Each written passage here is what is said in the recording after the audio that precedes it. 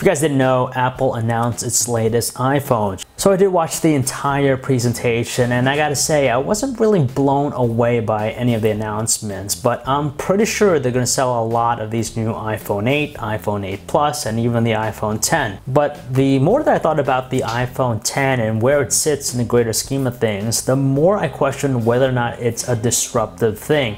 And when you look back at the last 10 years, we've seen a lot of great smartphones. But I could honestly say that there are only a few or even a handful that I consider as disruptive. So with that in mind, these are the top 5 most disruptive phones in the last 10 years. Starting off our list at number 5 is the Apple iPhone 4, which was released back in 2010. It was also the last iPhone to be introduced by Steve Jobs. Now there's many reasons why I consider it to be a disruptive phone. For starters, it had a beautiful design, stainless steel frame with those glass surfaces. It also introduced us to the Retina display because prior to it, most phones had WVGA resolution, so with the Retina display, it brought detail to a higher level. And finally, we also had FaceTime. It was the first time we had a consistent video chatting service, which is probably something we take for granted today, but back then with the iPhone 4, it was something fresh and brand new. Now, the number 4 spot in our list is kind of a tough one because it doesn't go to one single device, but rather an entire line, and that is the Google Nexus line.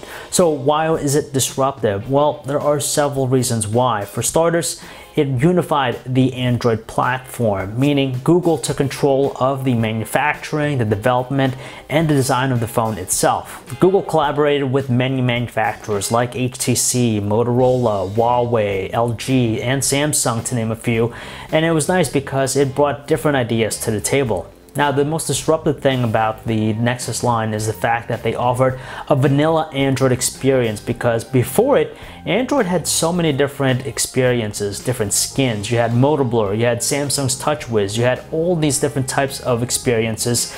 But with the Nexus line, they took it back to the stock experience. And on top of that, since Google partnered with many of these manufacturers, they delivered a wide array of handsets that covered a gamut from high-end smartphones like the Nexus 1, the Galaxy Nexus, all the way down to even some budget-conscious phones that really didn't skimp out on the specs like the Nexus 5. Samsung has put out a lot of phones, but the most disruptive I feel has to be the Samsung Galaxy Note, the original Galaxy Note, because it introduced a lot of things that we haven't seen in the space. For example, they coined the term phablet, a cross between a phone and a tablet, and was most notable for its sheer size. It was a larger-than-life smartphone, a big phone. You put it down on the table, it was a conversation piece on its own.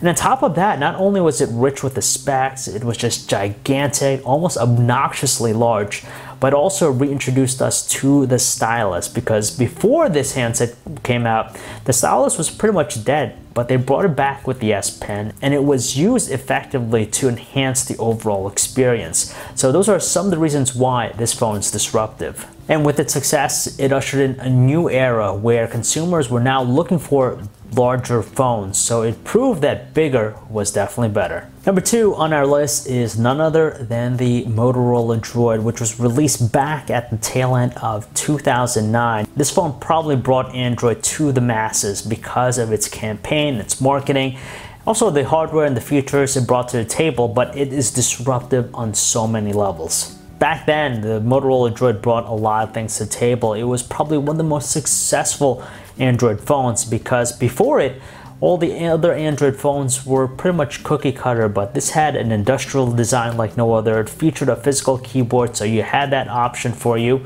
It also unified things because before this handset, Motorola relied on its Motor Blur skin, but now they kept it to a standard vanilla experience with this phone. But it was ultimately the way the phone was marketed and advertised that proved to be the most disruptive part about the handset. You had Motorola and Verizon teaming up together on these different campaigns where they did the Droid Does stuff. So for example, it was the first to offer voice-guided turn-by-turn directions with Google Maps. It also drilled some of the deficiencies that the iPhone had at the time. For example, you could multitask with the Droid. You could customize the look from your home screen.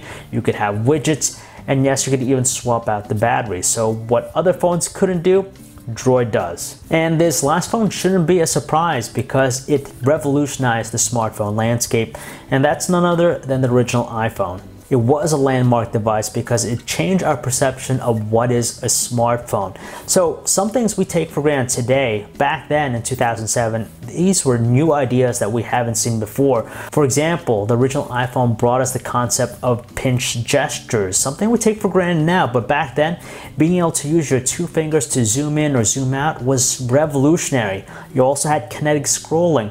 You had also a really buttery response with the operating system, and a simple interface that made it simple and easy to navigate around. For example, you just had one single button below the display, and that was the home button.